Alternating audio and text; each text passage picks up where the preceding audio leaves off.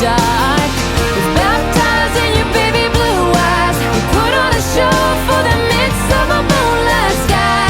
Baby, you'll forever be mine. 4th of July.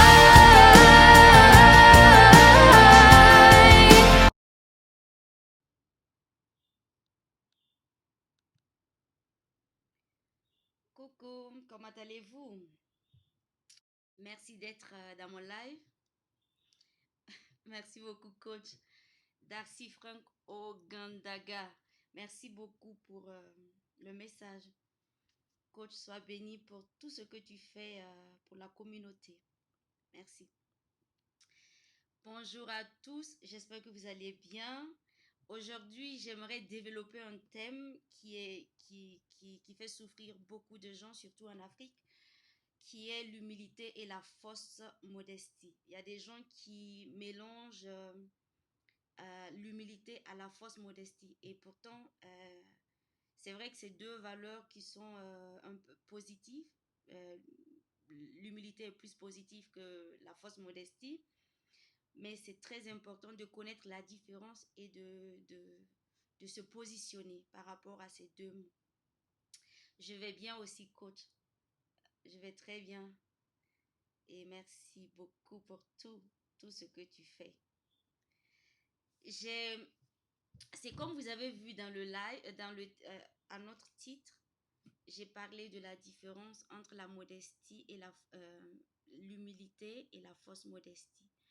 Maintenant, je vais résumer un peu et après je vais faire des recherches. Nous allons voir les choses ensemble pour que je ne parle pas juste pour parler. Il faut aussi que je vous montre des preuves de la différence des deux attitudes à adopter.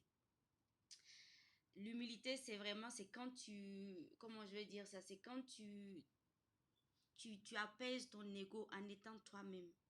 Ça veut dire que même en étant toi, tu acceptes d'être humble, malgré qu'on peut te critiquer, on peut t'attaquer, on peut dire des choses sur toi. Tu assumes le fait qui tu es avec des valeurs nobles. Et la fausse modestie, c'est quand vraiment tu protèges ton ego. Quand tu protèges ton ego des autres, quand tu as peur que voilà, quand tu vas te montrer, tu vas être critiqué, les gens vont pas te traiter comme tu aimerais. Et parce que tu as peur d'être dans des situations menaçantes ou bien carrément qu'on t'attaque. Donc, tu essaies d'adopter une attitude qui ne te présente pas et qui ne te glorifie pas. C'est ça la fausse modestie. À quelque part, ça va d'un bon sens, ça va d'un bon sentiment. Mais de nos jours, c'est très important de garder et de développer l'humilité que la fausse modestie. Beaucoup de pays en Afrique en souffrent. La population, beaucoup d'Africains et la population africaine en souffrent en ce moment de la fausse modestie parce qu'on a peur d'être critiqué, on a peur d'être attaqué, on a peur qu'on nous juge à travers nos comportements en étant nous-mêmes. Et c'est très important que nous puissions prendre conscience de ça et développer notre humilité avec nos valeurs personnelles et aussi avec notre éducation qui n'est pas du tout mal parce qu'on est très bien éduqué en Afrique. Voilà. Donc, moi, je vais vous montrer la différence entre la modestie, entre la modestie, la fausse modestie et l'humilité avec le dictionnaire français. On va aller sur Google ensemble et on va regarder vraiment la différence entre les deux.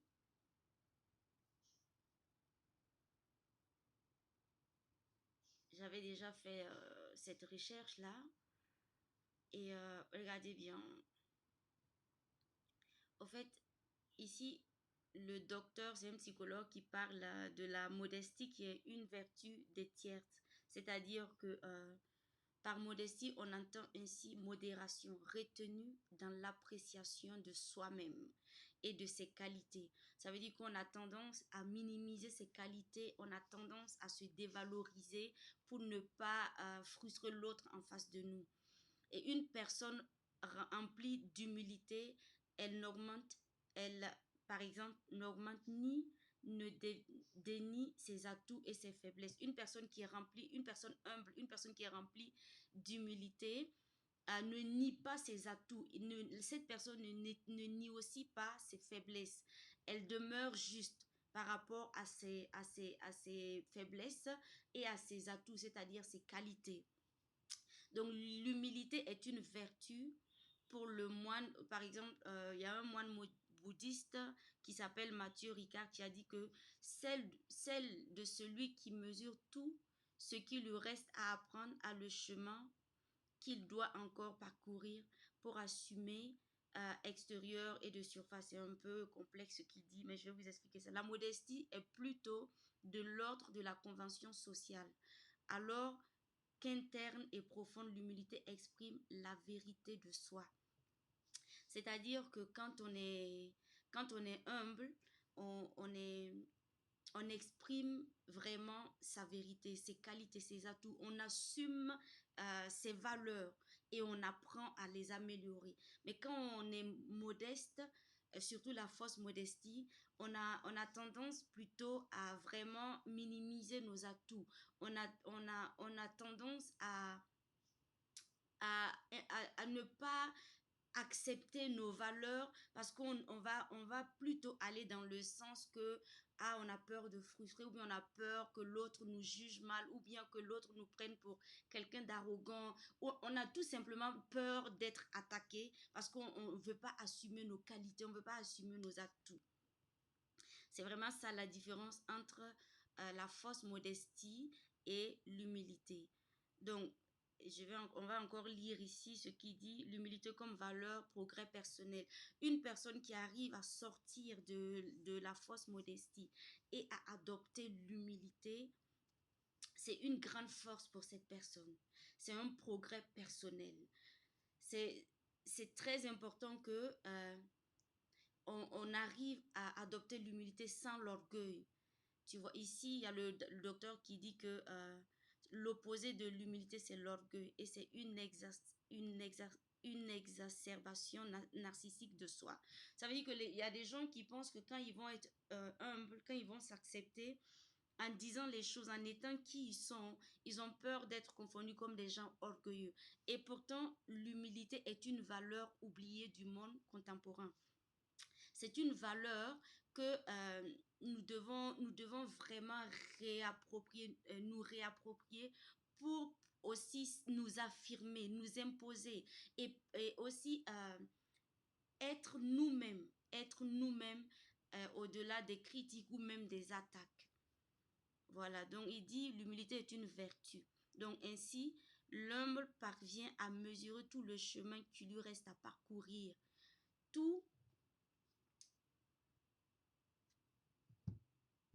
J'ai un message. Ok. Alors, il dit aussi que tout ce qui lui reste à apprendre en outre, les humbles ne faisant pas beaucoup de cas de leur ego, sont plus facilement ouverts aux autres. Et on a Mathieu Ricard qui dit que qui a beaucoup travaillé sur l'altruisme. Vous savez, l'altruisme, les humbles sont particulièrement conscients de l'interconnexion entre tous les êtres. Par exemple, dans mon pays, on est beaucoup, prêt à aider, souvent même au détriment de soi. C'est ça qu'on appelle la fausse humilité, parce que tu dois aider en étant toi, en affirmant tes atouts, tes faiblesses, en n'ayant pas peur de frustrer ton ego ou qu'on t'attaque. Donc, je vais quitter un peu ici la recherche pour qu'on aille. Je vais vous parler un peu de la modestie aussi, qui est dite ici que la modestie. Attendez. Alors, ici, on dit, il y a Neil Burton qui dit que être humble consiste à apaiser son ego et afin que les choses ne nous atteignent plus. Alors que être modeste consiste à protéger l'ego des autres. Vous voyez, on protège notre ego des autres afin qu'ils ne se sentent pas en position d'inconfort en position menacée et qui ne nous attaque pas en retour. Ça, c'est la peur de critique de l'autre. Ce qui fait que beaucoup de gens... On va quitter là.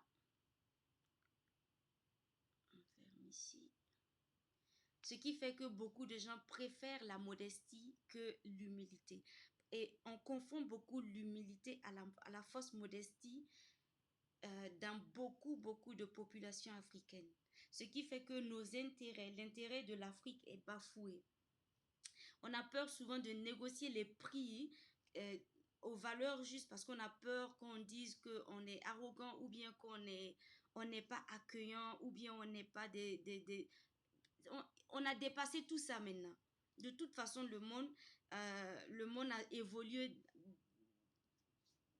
tellement d'une manière que nous avons besoin de nous réapproprier nos valeurs d'humilité et de laisser tomber la fausse modestie.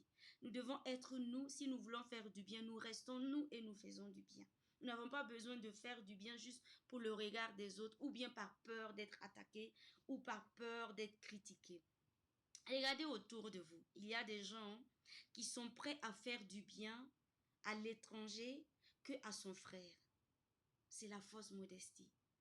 Comment tu peux avoir une certaine facilité à aider l'enfant d'autrui, d'une famille de très loin, hein, que tu ne sais même pas, tu ne connais pas ni d'Adam ni Ève, que ton propre frère. Je vais vous donner des exemples ici en Europe. En 2005, non, en 2015, j'étais vraiment en train de encore me chercher. J'ai eu mon diplôme d'architecte en 2010. Après, j'ai eu mes enfants. Et après, je me suis dit, je veux encore me spécialiser dans les énergies renouvelables. Donc, c'est comme ça que je me suis retrouvée dans une école, inscrite dans une école ingénieure à Yverdon. Yverdon, c'est une ville pas loin de Berne, c'est en Suisse. Et un jour, j'ai des amis de l'école qui habitent Lausanne qui m'ont invité à manger africain à Lausanne. Et je vais à Lausanne, je vais trouver que le restaurant est tenu par si c'est pas un Sri Lankais, c'est un Indien. Et les employés, c'est des Africains. Et ça marche, les footballeurs, les anciens footballeurs, les nouveaux footballeurs, ils vont manger là-bas. Et quand tu les vois arriver, des Africains, garer leur grosse voiture et ils se sentent bien, ils s'habillent bien pour aller manger africain. Et ils sont en train d'enrichir un Sri Lankais. Bon, il ne faut pas mal me comprendre. Et ce genre de cas est toujours d'actualité en France parce que, mine de rien, beaucoup de magasins tenus en France beaucoup de magasins qui vendent des produits africains en France, en Suisse et beaucoup en Europe ne sont pas des Africains. Parce que nous avons cette fausse modestie de ne pas accepter d'être nous-mêmes et nous soutenir. Mais aller soutenir l'autre pour paraître bien, et c'est dommage. Nous avons besoin des gens il y a des Africains qui meurent ici en Europe avec beaucoup d'argent caché dans leur lit. Ou bien carrément dans leur compte où la famille ne pourra jamais réclamer. Ou carrément, il y a beaucoup de situations comme ça qui se passent et qui est déplorable. Pourtant il y a beaucoup de gens d'Africains qui chôment en Europe. Et s'il y a des organisations africaines qui se lèvent pour financer les petits commerces, dit bon, faites des commerces, faites des choses, on vous soutient pour que nous consommons vraiment africain. Parce que le mot consommer africain, là, c'est écrit, on est en train de se battre, mais en réalité, ça ne se fait pas beaucoup comme ça. Et c'est ça la fausse modestie de l'Africain. Nous devons quitter cette fausse modestie et aller dans l'humilité. Nous accepter tels que nous sommes. Accepter nos faiblesses, nos qualités et nous soutenir pour pouvoir avancer. Il y a des gens qui sont capables par exemple, moi j'ai écrit un livre. Je peux vous assurer que j'ai lu des tas de livres j'ai lu des tas de livres qui construisent, comment dire, le mindset, le mental et tout. Mais je sais aussi que mon livre, il a beaucoup de qualité. Il y a des gens qui vont chercher à acheter d'autres livres pour se construire, au lieu d'acheter mon livre parce qu'ils se disent, ouais, c'est une Africaine qui a écrit, donc ça n'a pas de valeur.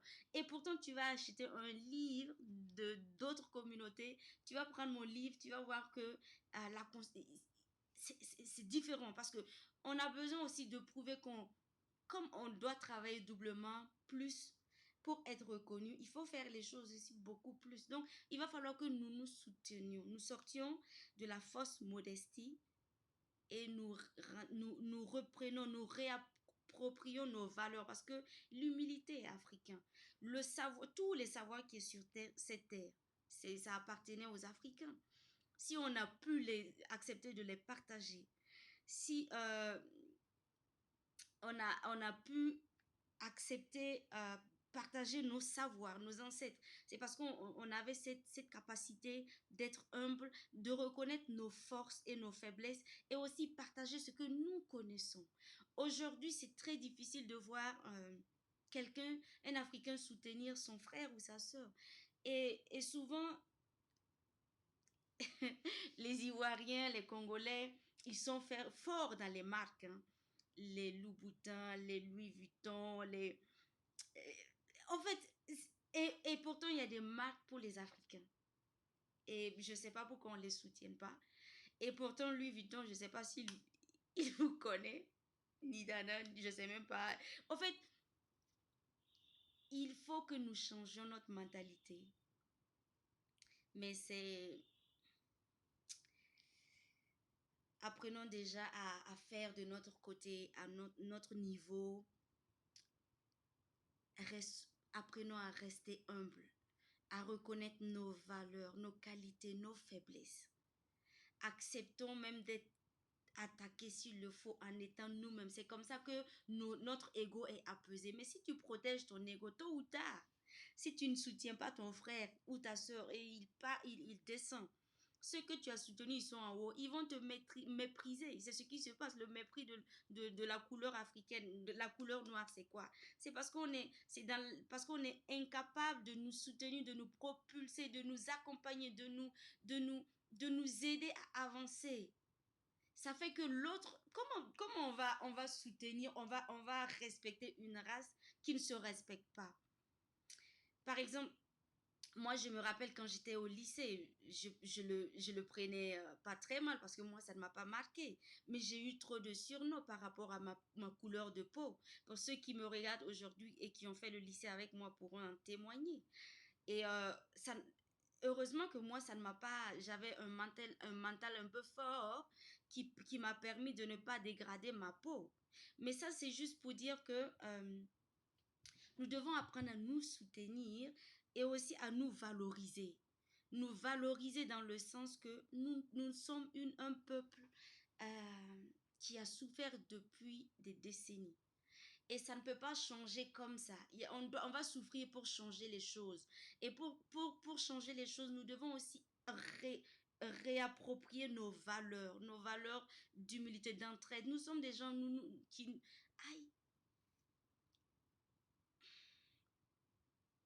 devenons des gens humbles. L'humilité précède la gloire. Toute personne qui m'écoute aujourd'hui, si toi tu vas t'asseoir et tu essaies de changer ta fausse modestie à être humble, c'est déjà quelque chose de gagné parce que tu vas réapproprier tes valeurs et tu vas donner ça autour de toi. Et si tu as des enfants, une famille, ça va être pareil. Et c'est comme ça qu'on commence à changer les choses. C'est pas que ça va comme ça, boum, comme du feu avec de l'essence ou je ne sais pas quoi. C'est petit à petit, mais nous devons nous réapproprier nos valeurs et nous soutenir. Les gens qui ont il y a des gens qui ont de l'argent ici en Europe. Pourquoi vous ne financez pas les petits projets des gens qui n'ont pas de travail? Les gens qui sont là et qui chôment. Hey, ici en Suisse, honnêtement, si je dis que j'ai déjà vu un black fou, c'est un seul, c'est un Nigérien. Il est même à Berne, que j'ai déjà vu. Et je suis désolée pour son cas. Mais à Paris, les Africains dorment dehors. Il y a trop de fous. Il y a des gens qui souffrent. Vous savez, la diaspora en Europe n'a pas besoin de l'argent des gens qui sont en Afrique. Est-ce que vous savez que la diaspora finance le développement de l'Afrique plus que tous les aides internationales en Afrique? Mais c'est les gens est-ce que pour ceux qui m'écoutent maintenant, sachez, si vous avez des gens qui sont en Europe, ces gens-là, ils ont juste besoin de votre affection et de pouvoir compter sur vous. C'est la seule chose qu'ils ont besoin. Si vous les trahissez, vous allez en payer les conséquences. Parce que ils sont prêts. Les gens qui sortent, ils ont dans le cœur toujours la joie qu'ils avaient en Afrique. Ils ont toujours dans le cœur le partage, l'amour qu'ils ont vécu là-bas. Ça ne perd pas. Ils ne perdent pas ça de vue dans leur cœur. C'est vrai que les gens sur place, ils ont dépassé tout ça. Mais ceux qui sont partis, ils ont juste besoin de votre soutien. Ils ont besoin de votre amour. C'est tout simplement ce que la diaspora de tout pays, de tout continent attend de son pays, hein, de sa population. C'est seulement de l'amour et de l'encouragement. Et beaucoup ont été maltraités, beaucoup ont été trahis, beaucoup ont été pris comme des pigeons, beaucoup ont été sous-estimés, beaucoup ont été... Et plein de diasporas meurent comme ça. Et c'est des têtes pour développer le continent qui disparaissent. Parce que c'est des gens, toi tu es sur place. Tu es sur place. Tu as tellement beaucoup de choses à faire. Sache que la personne qui est sortie a encore appris plus et peut même apporter beaucoup à ton pays. Mais vous allez le décevoir. Quand il va rentrer pour faire des projets, vous allez lui mettre des bâtons dans les roues parce que vous allez vouloir vite manger. Vous allez penser qu'il a beaucoup d'argent ou bien carrément, il y a carrément des gens méchants qui vont carrément détruire ce qu'il est venu faire. Ça, c'est déplorable. Et c'est à Paris, j'ai vu des gens, des Africains fous, qui dorment dehors. Imaginez qu'est-ce qui s'est passé dans la vie de ces gens-là pour que ça devienne comme ça. Par exemple, si c'est un homme, il a une copine blanche, on va dire, ou bien une copine africaine qui le trahit. Il est loin de sa famille. Ok, il est loin de sa famille, il n'a pas le soutien moral dont il a besoin pour surmonter ces épreuves-là. Et maintenant, il commence, étant donné qu'il est dans cette souffrance atroce, il essaie de chercher du réconfort auprès de sa famille. Et il ne retrouve pas ce réconfort. Il ne retrouve pas cette chaleur dont il a besoin. À un moment donné, il va péter il va pas s'en sortir. Il y a beaucoup de gens en Afrique, en Inde, en tout cas, la population des gens de la diaspora qui les aide pas et qui les laisse se détruire, tuer, c'est vrai, vous êtes des criminels en silence. Sérieusement. Il y a beaucoup qui ont voulu construire et qui ont été trahis. Et puis toi, tu es là-bas, tu es là, tu prends son argent, tu joues avec ça, tu as des enfants. Pourtant que si tu aidais ton frère à concrétiser ces choses, c'est peut-être c'est par lui que Dieu allait passer pour élever ta famille ou un de tes enfants, pour que cet enfant puisse élever les autres de ses enfants. Et toi, tu détruis sa destinée. Et tu t'attends à quoi? Pourquoi il y a tellement de souffrance, de misère, de déséquilibre en Afrique? Parce qu'on n'a pas compris que le mal que nous faisons, nous sommes obligés de génération en génération à en payer le prix. La femme, elle est là, elle se détruit au marché, elle casse le dos, sa santé, elle paye les études de son enfant. Et l'enfant il arrive à aller peut-être en Europe ou bien il trouve du travail, je ne sais pas quoi. Et une autre famille se lève et détruit cette destinée-là. Vous pensez que ça va rester comme ça? C'est impossible. Soutenons-nous vivants. Soutenons-nous vivants. Encourageons-nous vivants. Ça ne t'enlève en rien. Il y a tellement de valeurs que tu peux donner sans en perdre, mais sortir humblement. Il y a tellement de valeurs dans cette vie que tu peux donner, tu peux partager autour de toi sans en perdre. Tu ne peux pas donner de l'amour et perdre de l'amour de toi. Tu ne peux pas soutenir quelqu'un et puis ne pas être soutenu. Même si on te soutient pas, on s'en fout, mais de toute façon, tu as sémé quelque chose de positif. Voilà. Donc aujourd'hui, avant de terminer, on va encore écouter ça. Et Something about that freedom flying, tiptoeing in the ocean tide, and fireworks bursting in our hearts, silhouettes dancing in the dark. We're baptized in your baby blue eyes. We put on a show for the midst of a moonlight sky. Baby, you'll forever be mine. 4th of July.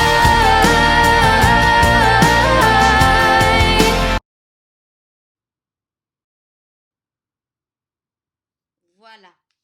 Donc, le thème, c'était juste parler de la fausse modestie et l'humilité.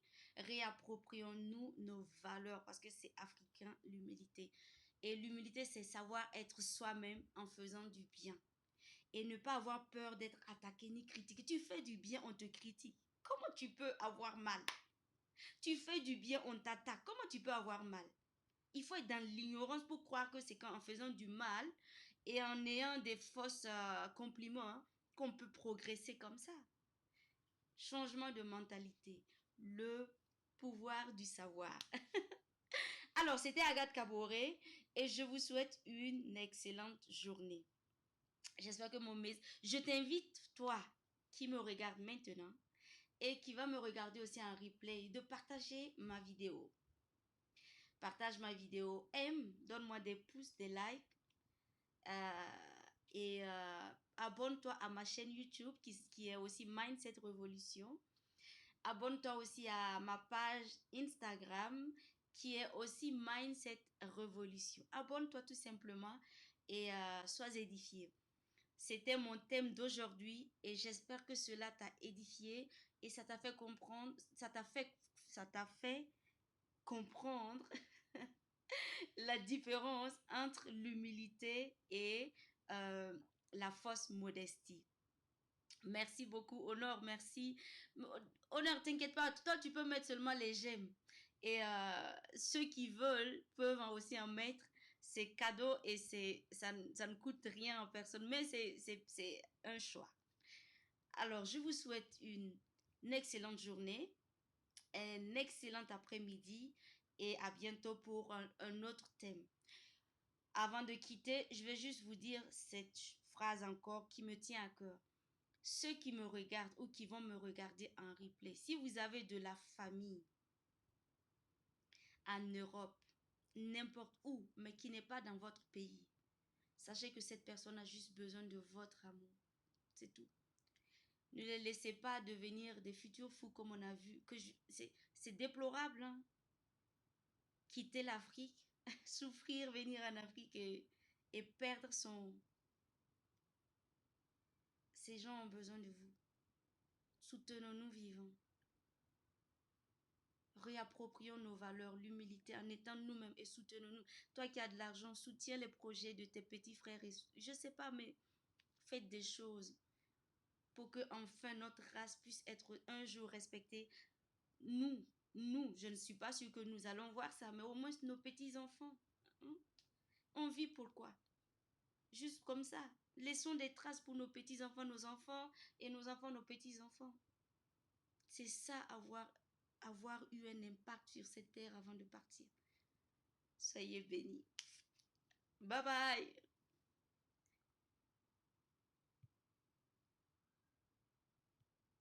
Something about that freedom flying, tiptoeing in the ocean tide, and fireworks bursting in our hearts, silhouettes dancing in the dark. We're baptized in your baby blue eyes. We put on a show for the midst of a moonlight sky.